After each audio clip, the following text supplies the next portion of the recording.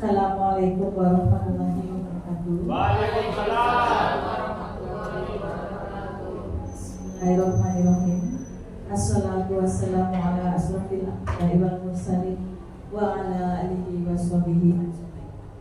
Rabbi shrahli sadri wa yassir li amri wahlul 'uqdatam yafqahu qawli.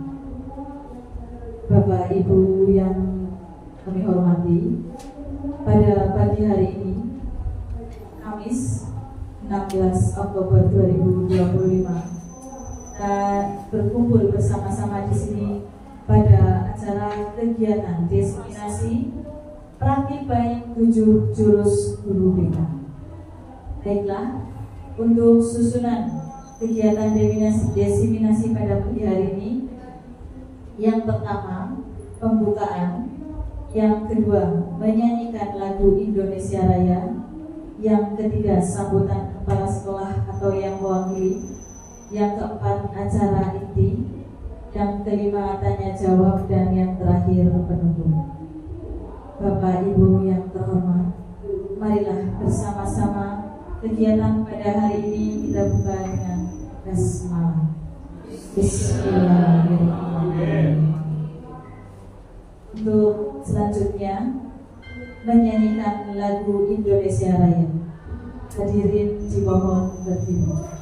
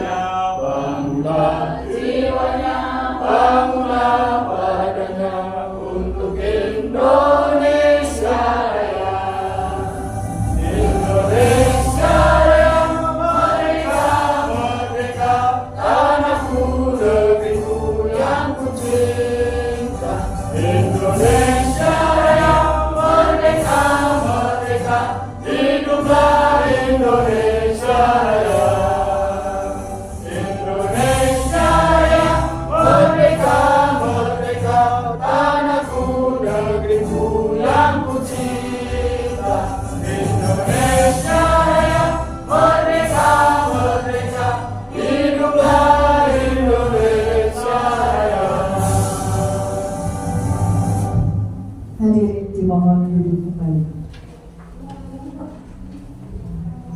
Bapak Ibu, untuk acara selanjutnya yaitu sambutan kepala sekolah, yang dalam hal ini akan diwakilkan oleh Ibu Nami SPB. Kepada beliau kami persilakan.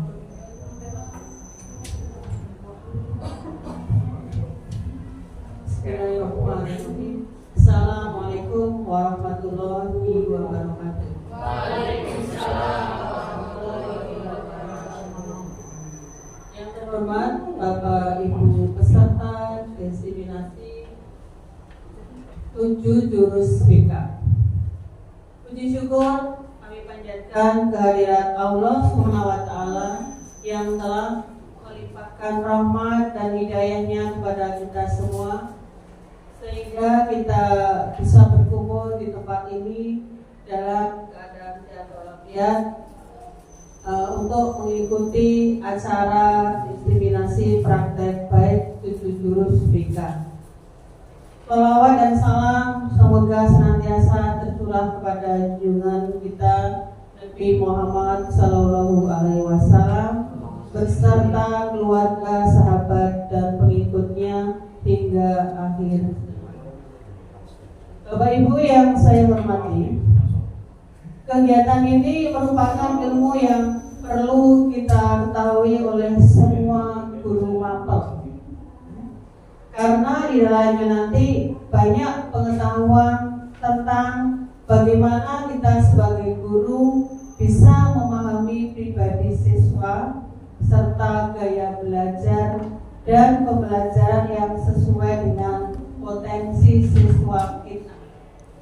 Jadi dalam pembelajaran kita sebagai guru mapel harus tahu karakter anak didik kita, dan nanti kedepannya anak didik kita menjadi anak yang berkarakter baik, bertingkah laku baik, dan punya prestasi yang baik juga. Hadirin yang saya hormati, demikian sambutan singkat saya mewakili Bapak Kepala Sekolah. Semoga nanti dapat bermanfaat dan kegiatan ini dapat berjalan dengan baik. Mohon maaf apabila kata-kata yang saya sampaikan kurang berkenan di hati Bapak Ibu. Akhir kata saya ucapkan selamat mengikuti kegiatan diseminasi ini. Semoga lancar dan sukses. Assalamualaikum warahmatullahi wabarakatuh. Waalaikumsalam warahmatullahi wabarakatuh.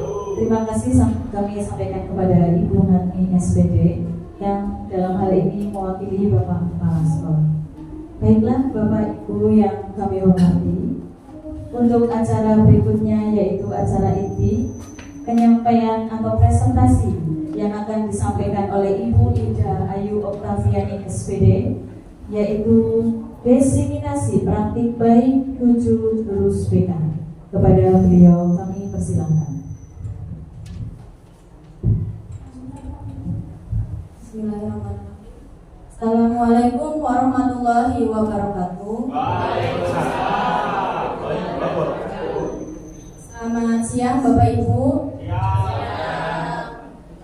Terima kasih atas kehadiran Bapak Ibu yang sudah berkenan untuk meluangkan waktunya datang ke acara ini. Sebelumnya Bapak Ibu, saya mohon maaf, saya berdiri di sini kan bermaksud menggurui Bapak Ibu semua. Kita di sini belajar bersama. Kebetulan kemarin saya mendapatkan tugas mengikuti kegiatan BIMTEK di Solo selama 4 hari, dan kegiatan tersebut membahas tentang 7 lulus BK. Lalu dari kegiatan tersebut ada tugas dari BPGTK untuk menyampaikan kepada Bapak Ibu semua, termasuk Bapak Ibu guru mata pelajaran. Dari itu saya mohon bimbingannya, barangkali ada yang saya sampaikan ada yang kurang, mohon koreksinya. Bapak Ibu, sebelum masuk ke materi mungkin saya berbagi pengalaman dulu ya Bapak Ibu. Jadi kemarin waktu pulang dari sana saya mendapatkan oleh-oleh tugas yang dimana saya diminta untuk membuat 2 video bersama anak. Video yang pertama saya ambil responden atau sampel siswa kelas 9, dimana pada video yang pertama tersebut saya memberikan jurus 1, yaitu kenali potensi. Kenali potensi. Kenapa saya memilih responden kelas 9? Karena pada jurus yang pertama itu kita memberikan asesmen Bapak Ibu, yaitu asesmen gaya belajar dan asesmen kecerdasan majemuk, di mana hasil asesmen tersebut hasilnya akan bermanfaat bagi anak-anak kelas 9 sebagai rujukan mereka dalam memilih sekolah lanjutan, sehingga sekolah lanjutan yang mereka pilih akan sesuai dengan kecerdasan dominan yang mereka miliki. Lalu pada saat proses pelaksanaan layanan, jadi dalam BK itu istilahnya layanan ya Bapak Ibu. Mungkin kalau dalam guru mapel namanya pemberian materi, kalau kita namanya layanan. Pada saat pemberian layanan klasikal itu ada beberapa kendala yang saya dapatkan, karena pada saat pemberian proses asesmen menggunakan alat bantu HP, sehingga ada beberapa anak yang memiliki kendala dari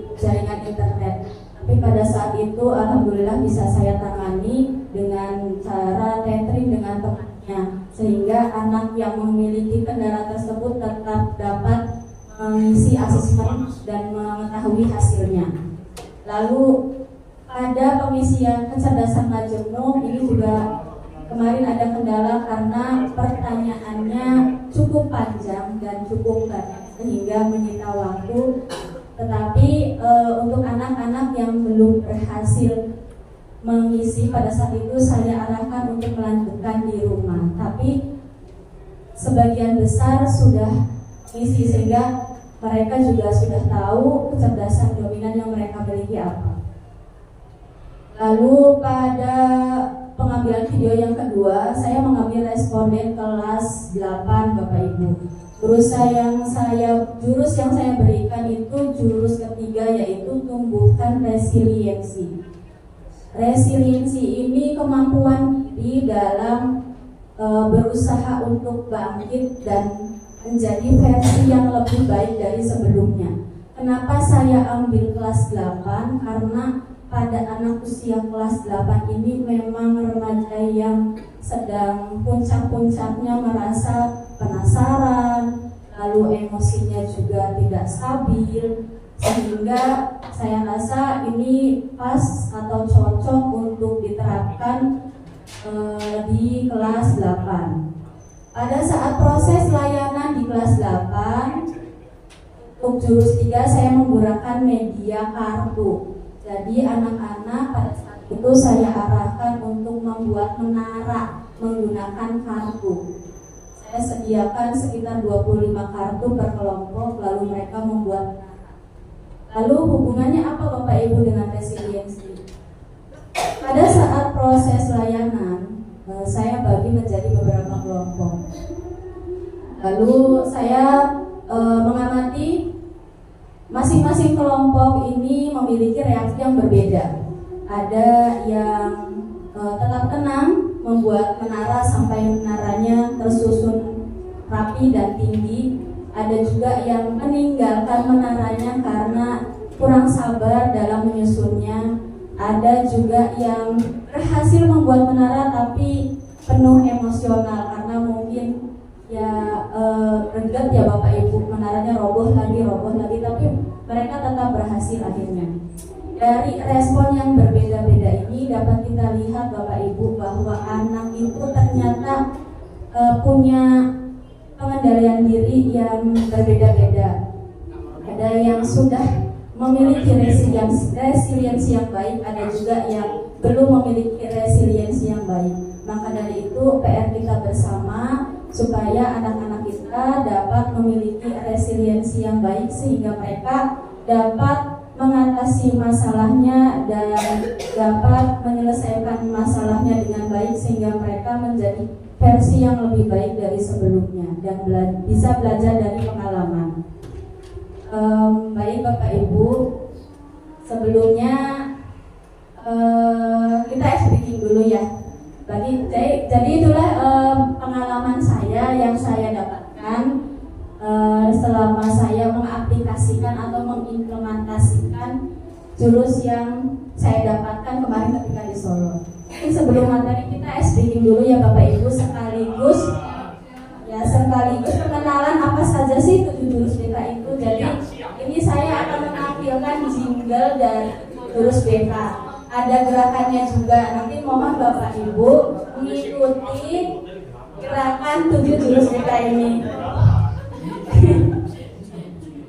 Moga Bapak Ibu bisa berdiri. Sekarang tuh? Ya, sekarang.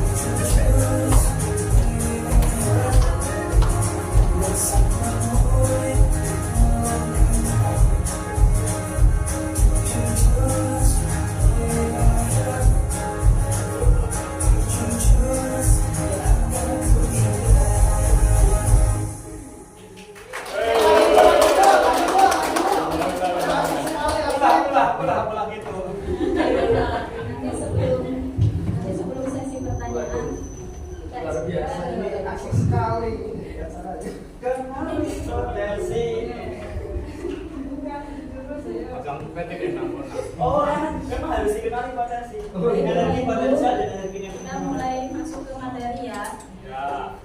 Jadi kemarin tugas dari sana untuk jurus 1 itu jurus yang wajib disampaikan. Jadi waktu itu kita melakukan 2 pemanggilan video. Yang pertama itu jurus yang wajib disampaikan yaitu kenali potensi. Kenapa jurus ini wajib kita sampaikan kepada anak-anak? Karena untuk dapat melayani atau memberikan pelayanan yang maksimal kepada anak, kita harus tahu potensi mereka apa dan kebutuhan mereka apa. Kita sebagai guru BK, terutama guru BK di SMP 1 Petamburan, pada awal tahun ajaran baru biasanya sudah memberikan angket berupa asesmen kebutuhan, sehingga dalam melakukan proses layanan kita akan menyesuaikan dengan hasil dari asesmen tersebut. Mungkin selama ini bertanya-tanya Bapak Ibu dari guru BK kalau masuk kelas ngajarnya apa. Jadi kita itu ketika masuk kelas memberikan materi kepada siswa sesuai dengan kebutuhannya. Nah, kita tahu kebutuhan anak itu apa saja dari asesmen yang kita share atau kita bagi ke anak-anak di tahun ajaran baru. Sehingga layanan yang kita berikan akan sesuai dengan kebutuhannya, terutama pada tahap perkembangannya. Lalu tadi seperti yang sudah saya sampaikan, asesmen yang saya berikan di video yang pertama adalah asesmen gaya belajar dan kecerdasan majemuk. Ini nanti kaitannya dengan Bapak Ibu semua pada strategi pembelajaran yang dapat diterapkan kepada para siswa di kelas. Karena anak itu Bapak Ibu memiliki keistimewaannya masing-masing. Jadi mungkin Bapak Ibu selama ini ketika masuk kelas sering menjumpai anak-anak yang ya tidak semuanya anak itu mau mengikuti arahan Bapak Ibu. Ada anak yang nggak mau diam misalnya. Nah, anak yang tidak mau diam itu sebenarnya punya keistimewaan Bapak Ibu, karena manusia itu kan unik ya, punya keistimewaannya sendiri-sendiri. Sehingga diharapkan dari jurus ini Bapak Ibu memiliki pandangan baru bahwa kita tidak boleh menyamaratakan perlakuan kita dengan anak-anak yang berbeda dengan anak yang lain. Pasti anak yang memiliki gaya belajar kinestetik itu mereka cenderung lebih suka kegiatan di luar ruangan. Kalau mereka melakukan kegiatan di dalam ruangan, pasti mereka akan kurang nyaman Bapak Ibu. Iya, memang seperti itu Bapak Ibu, anak itu memiliki keistimewaannya sendiri-sendiri. Bapak Ibu, di depan Bapak Ibu di sini ada sebuah gambar yang penuh cerita. Jadi ini ada seorang pelatih, di depannya ada beberapa hewan. Pelatih ini memberikan tugas pada hewan-hewan yang ada di depannya untuk memanjat pohon. Menurut Bapak Ibu, hewan mana yang akan sampai lebih cepat? Ikan.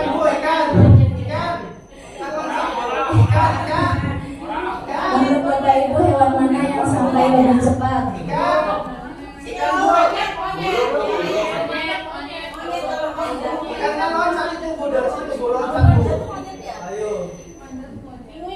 Gajah keistimewaannya apa Bapak Ibu? Badannya besar.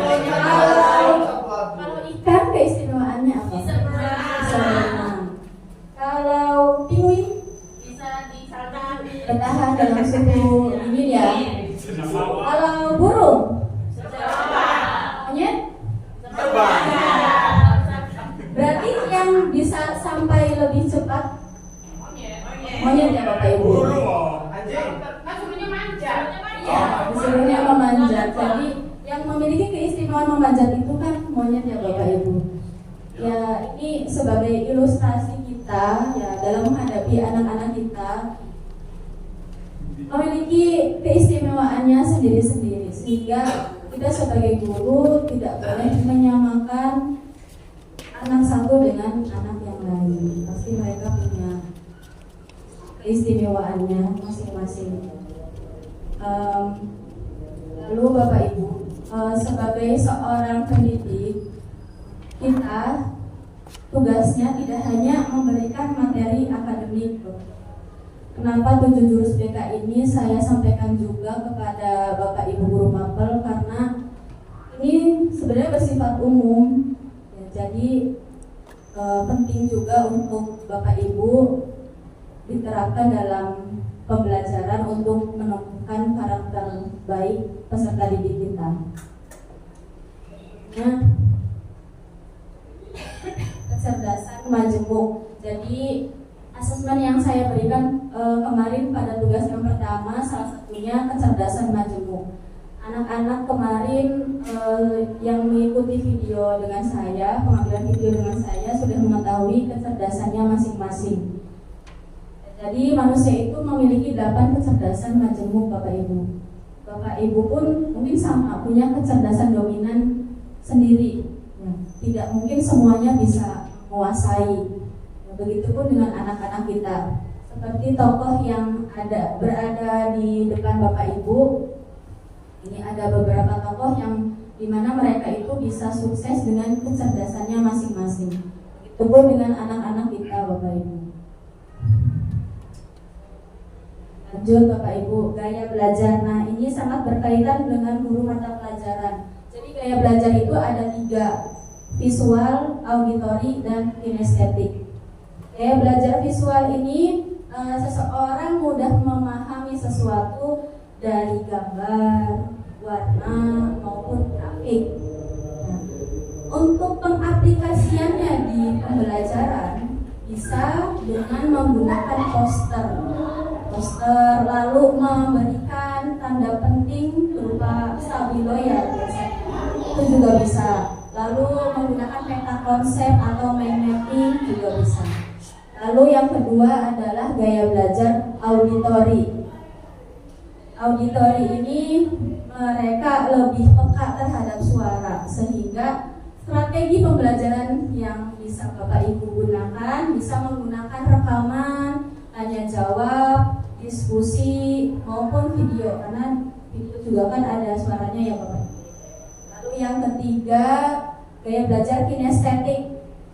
Ini biasanya anak-anak ini tidak bisa diam. Mereka aktif sekali di kelas biasanya. Aktifnya itu dari segi ini ya Bapak Ibu, aktivitas fisik biasanya, karena mereka menyukai hal-hal yang berkaitan dengan praktek atau permainan. Jadi apabila dalam kelas Bapak Ibu memiliki siswa yang dominan, memiliki gaya belajar kinestetik ini, bisa diterapkan metode permainan di dalamnya. Lanjut Bapak Ibu, sebenarnya dari sana itu ada riasek. Riasek ini asesmen untuk mengarahkan karir anak. Jadi dari hasil asesmen ini bisa diketahui anak itu cenderung cocok pada karir apa. Tapi kebetulan karena waktu itu linknya error, sehingga tidak saya berikan kepada para peserta didik yang mengikuti video dengan saya.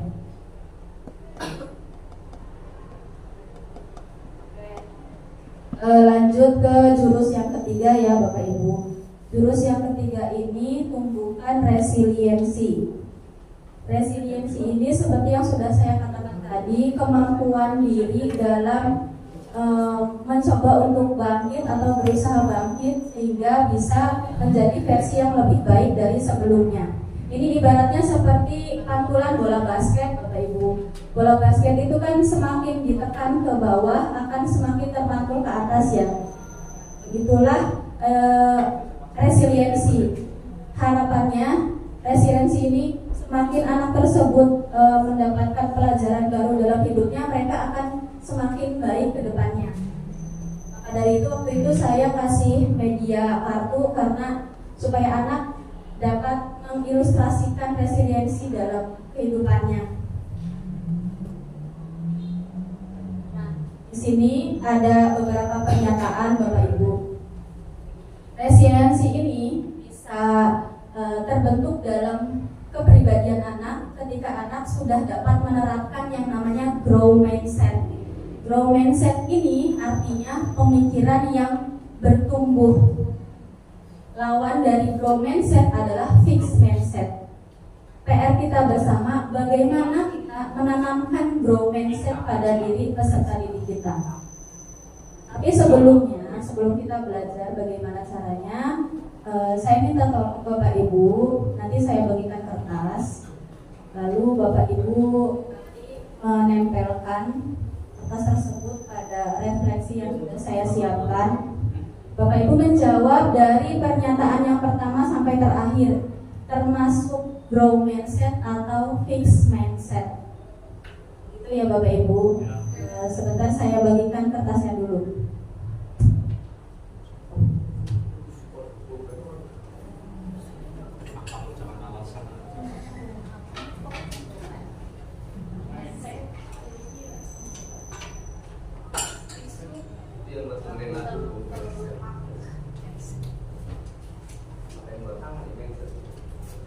Itu bukan kalau yang salib itu bukan saya tidak tahu yang ada di kita yang ketika kita salib dulu ya iya betul ini maksudnya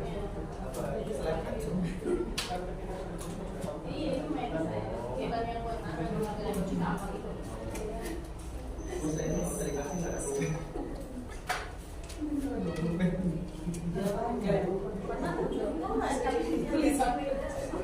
itu nomor 1 sampai 3 ya.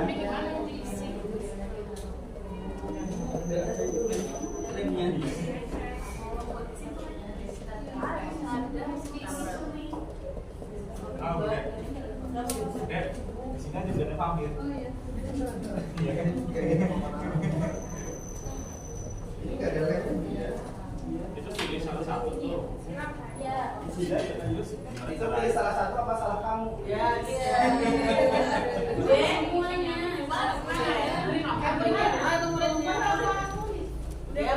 Jadinya gimana? Kasih nomor ini kan ada 7 pernyataan. Bapak Ibu tulis nomor, kalau Bapak Ibu isi kita termasuk silang. Boleh pakai silang atau checklist. Kalau growth mindset berarti checklist. Kalau fixed mindset berarti yang silang. Kalau yang paling banyak berarti yang grow. Kalau nanti hasilnya paling banyak, yang banyak enggak.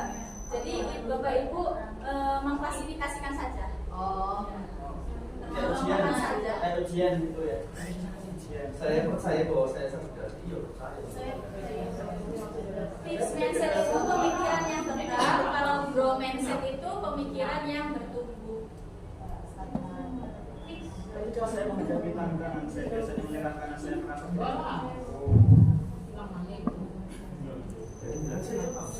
saya percaya bahwa saya dapat meningkatkan kemampuan.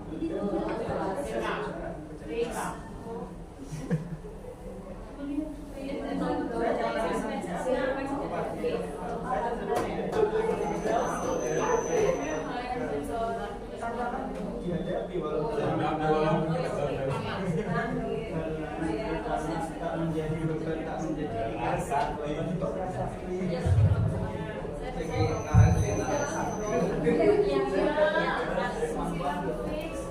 Jadi tadi yang silang itu fixed mindset atau pemikiran tetap. Kalau yang checklist itu growth mindset, pemikiran yang bertumbuh.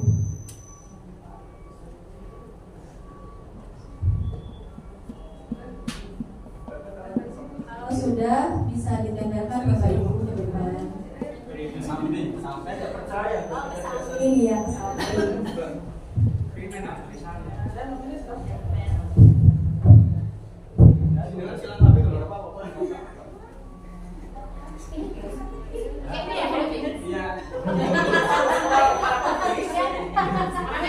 Yang sulit menempelkan ini ada akban, bisa menggunakan akban.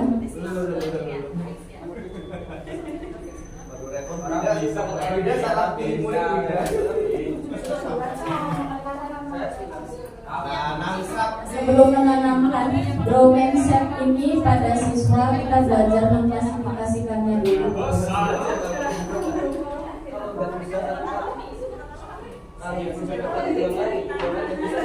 Ketika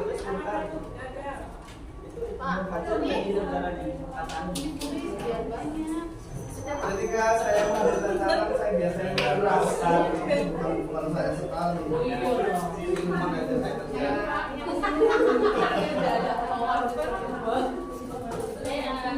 Saya sudah menikmati kemampuan. Oh iya, berat dong. Usah. Saya cenderung memberi tantangan. Oh, saya tidak menghindari.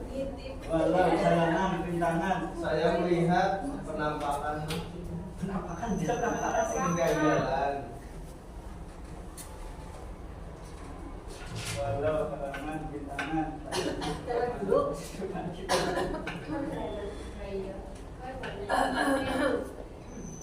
Ya. 6. Usaha dan kerja keras. Oke. 7. Bakat alat. Ikan berdana.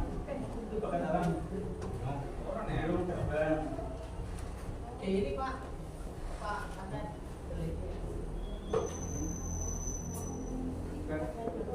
Siapa tuh lagi cilik kalau bisa nyanyi, saya bisa nyanyi. Siap, kita saksikan. Saksikan. Itu soalnya Soalnya jelas enggak ini? Kayak bocah persis kayak bocah kelas yang dulu saya tulis. dia terpaling dulu kerja lagi sih. Dulu sih kan. Kerja beda salah pilih mulu. Kan sama kayaknya bikin. Mahasiswa pensi jadinya itu Saya 80. Baik Bapak Ibu, terima kasih Bapak Ibu sudah menempelkan hasil jawabannya. Lanjut ya Bapak Ibu, saya bocorkan jawabannya. Yang pertama, saya percaya bahwa kecerdasan dasar saya adalah sesuatu yang tidak dapat saya ubah terlalu banyak. Fixed mindset atau growth mindset Bapak Ibu. Saya percaya bahwa kecerdasan saya adalah sesuatu yang tidak dapat saya ubah terlalu banyak. Fixed mindset, karena ini adalah pemikiran yang tetap, jadi cenderung menerima atau tidak mau berkembang yang pasrah. Yang kedua, ketika saya menghadapi tantangan, saya biasanya menyerah karena saya merasa tidak cukup mampu. Fixed mindset atau growth mindset. Mindset ya. Atau di sini ada yang mau membantu saya menjawab atau menjelaskan kenapa ini growth mindset atau fixed mindset? Mana biasanya kayak semuanya. Nomor 3, saya ingin tahu pandangannya Bu Dewi. Nomor 3, saya percaya bahwa saya dapat meningkatkan kemampuan dan bakat saya jika saya berusaha dan bekerja keras. Menurut Bu Dewi termasuk fixed mindset atau growth mindset? Kalau menurut saya percaya bahwa saya dapat meningkatkan kemampuan dan bakat saya jika saya berusaha dan bekerja keras. Jadi saya setuju sekali dengan pernyataan ini Bu Ida. Bu Eki, setuju?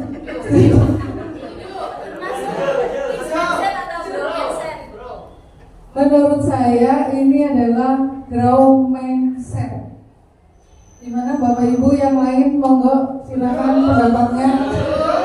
Setuju. Terima kasih Bu Ida. Lalu yang nomor 4 ya Bapak Ibu, saya juga ingin tahu pandangannya Pak Eko. Silakan Pak Eko. Masuk Pak Eko. Ini siswa saya yang paling pintar.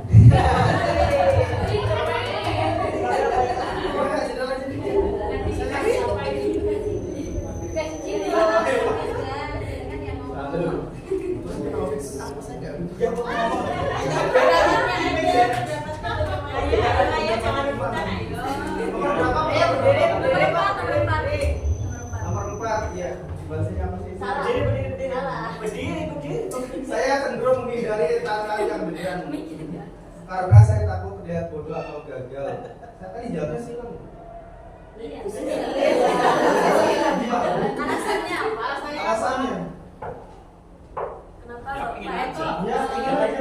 memklasifikasikan pernyataan ini ke dalam fixed mindset? Pemikiran yang tetap. BK, jadi kan BK Pemikiran yang tetap. kebekaan keluar atau kebekaan Kalau nanti kebekannya dikeluarkan Bapak Eko. Mungkin saya membantu pemikiran Pak Eko. Tadi dia sudah mentransfer sedikit bahasa dari pikirannya. Ini saya sedikit membahasakan logika dari beliau. Beliau bisa membaca. Iya begitu. Jadi tadi Pak Eko berasumsi, berargumen cenderung menghindari tantangan karena takut terlihat bodoh atau gagal, itu fixed mindset. Karena pemikiran seperti itu cenderung membuat orang itu akan stuck, tidak mau belajar, tidak mau meningkatkan kompetensi, tidak mau mengasah keterampilan, sehingga ya itu membuat orang itu kayak terkerdilkan potensinya. Sementara potensi itu kan tadi ya itu pokoknya mungkin itu. Jadi atas dasar itu maka tadi Pak Eko bilang itu fixed mindset, karena kalau menghindari tantangan maka tidak akan mengasah keterampilan dan pemikiran. Dikasih apa? Dikasih W, kasih O, kasih W. Wow, keren. Wow, wow, keren. Wow, keren. Wow, wow, keren. Itu sekedar membahasakan Biasa sekali jawabannya. Baik, kita lanjutkan ya Bapak Ibu. Untuk pertanyaan kelima, saya melihat kegagalan sebagai kesempatan untuk belajar dan tumbuh, bukan sebagai bukti ketidakmampuan saya. Termasuk growth mindset ya Bapak Ibu. Lanjut, usaha dan kerja keras adalah kunci untuk mencapai kesuksesan dan mengembangkan kemampuan saya. Growth mindset.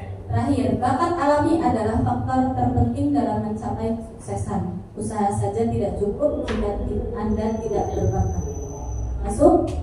Fixed mindset. Oke Bapak Ibu, tadi Bapak Ibu sudah belajar untuk mengklasifikasikan pemikiran yang growth mindset dan fixed mindset. Lalu PR kita bersama bagaimana kita dapat menumbuhkan growth mindset dalam diri peserta didik kita.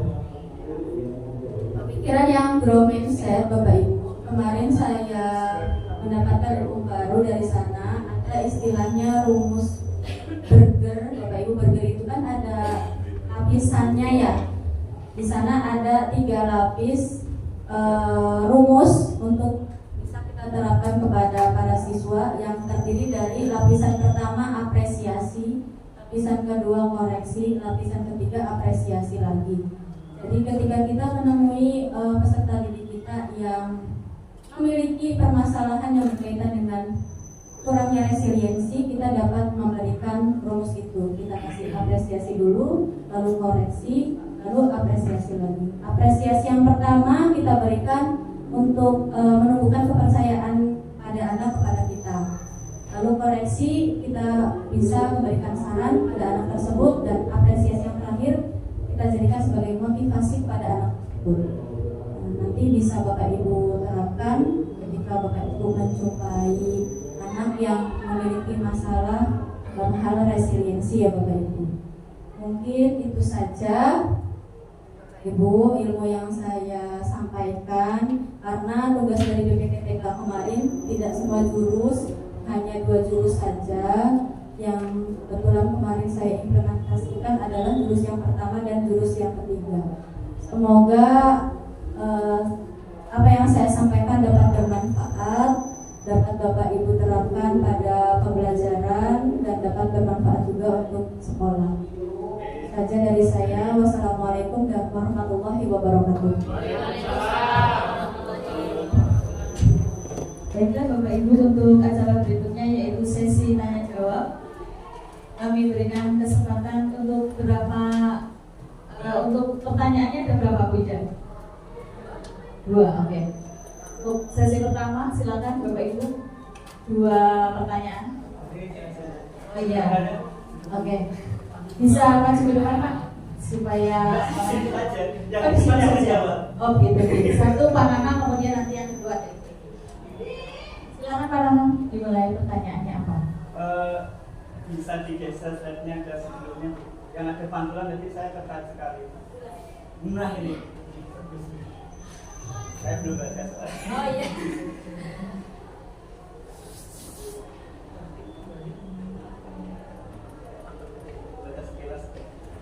Oke, terima kasih atas kesempatannya Bu Ida, dan terima kasih pula untuk ilmu yang Bu Ida bagikan. Ini sangat penting bagi kita semua, ya. Ada banyak jurus, 7 jurus, ya. Tadi diutarakan 2 jurus. Jurus pertama mengenal potensi, ya. Terus jurus ketiga resiliensi, ya. Nah ini saya sangat tertarik sekali dengan resiliensi. Ini resiliensi itu kemampuan seorang untuk bangkit kembali dan pulih dari kesulitan, stres, atau trauma yang dialami dalam hidup. Nah, ini sangat penting sekali gitu, kalau nggak salah, siswa-siswa kita, kalau nggak salah ini dihadapkan suatu tantangan, suatu hal yang penuh ketidakpastian, betul nggak? Bahkan kadang kita sadari sendiri di sekolah kita ini dinamisnya luar biasa, sehingga kadang guru sendiri itu kadang susah untuk menebak arahnya kemana, apalagi siswa kita nih, dia dihadapkan dengan tantangan di masa depan, bahkan kita sendiri belum tahu tantangannya kayak gimana nih karena perkembangan kita. Nah, kira-kira praktis atau hal-hal teknis yang mungkin bisa diutarakan oleh perbekaan ini, jadi mungkin menyangkut rekan saya juga ini karena beliau ini BK murni, beliau nanti bisa mengutarakan ke kami semua kira-kira langkah teknis praktis ya kayak sebutannya itu patokan gitu ya, yang bisa diberikan oleh rekan-rekan guru perbekaan ke siswa kita untuk menghadapi tadi suatu tantangan sehingga mereka itu benar-benar bisa bangkit, tidak stres, tidak frustasi, tidak trauma. Karena kita sadari sendiri tantangan mereka itu jauh lebih berat ketimbang tantangan kita. Mungkin itu saja yang kami terima kasih. Terima kasih Pak Nana. Berikutnya pertanyaan kedua dari Ibu Edi. Terima kasih atas waktu yang diberikan. Tadi Pak Nana sudah menanyakan tentang jurus ketiga, yaitu tumbuhnya resiliensi. Saya akan menanyakan jurus pertama, yaitu kenali potensi diri. Kebetulan saya di sini sebagai guru mata pelajaran, ya. Biasanya kalau guru mata pelajaran itu mengejarnya materi selesai, ya. Tidak ada waktu untuk mengetahui bagaimana seorang siswa itu potensinya masing-masing. Apakah sebagai guru mapel kita harus bertanya melalui guru BK atau kita juga bisa melaksanakannya sambil memberikan materi kepada siswa? Itu yang saya tanyakan. Terima kasih. Terima kasih Bu Edi.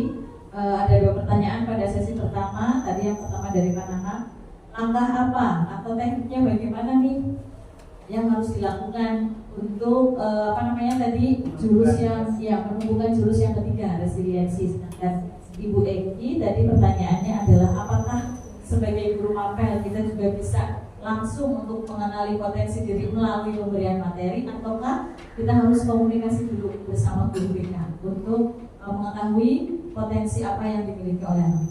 Ibu Ida.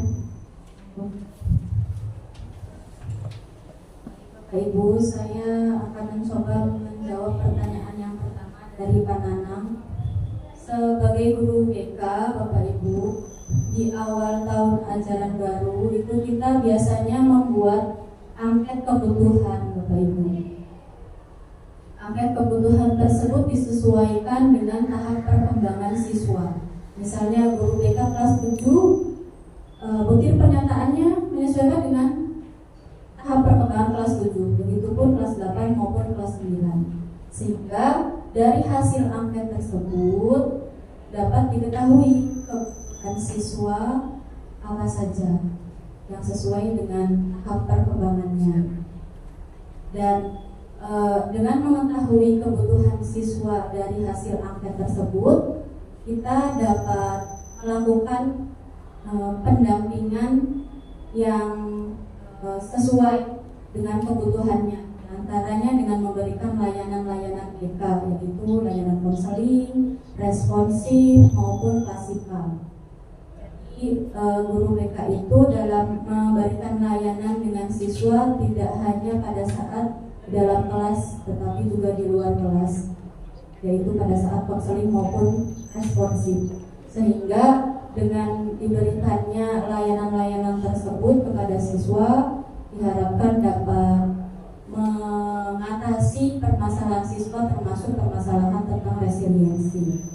Mungkin itu Pak Nanang jawaban dari saya.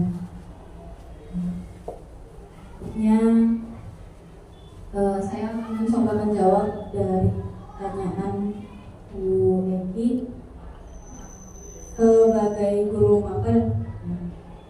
Jadi untuk dapat mengetahui atau mengenali potensi anak, yang pertama guru mapel bisa bekerja sama dengan guru BK.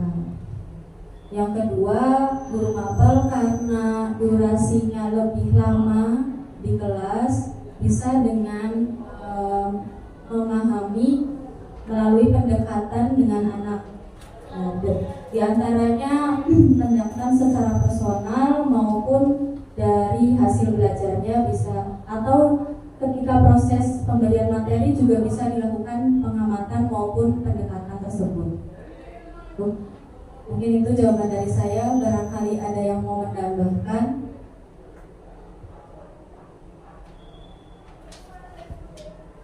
Ya.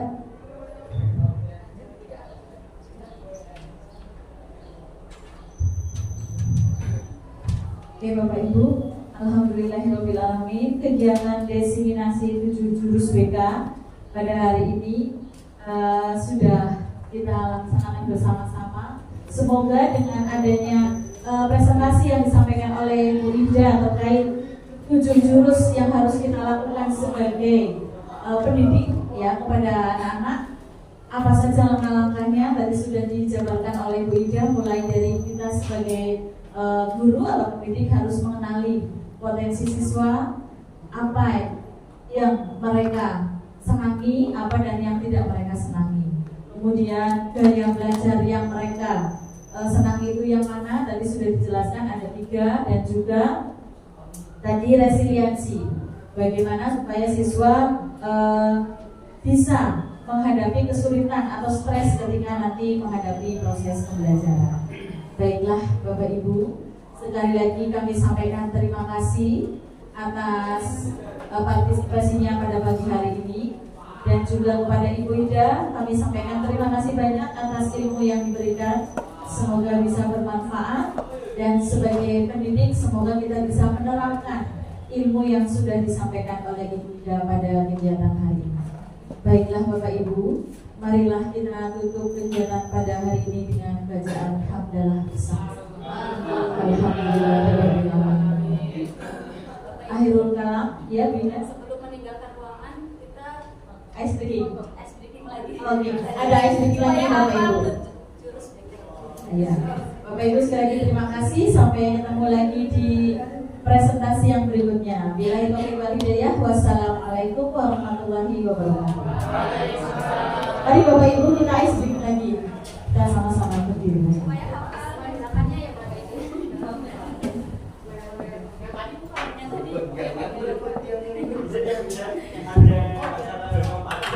Kasih pandangan. Aku sakit.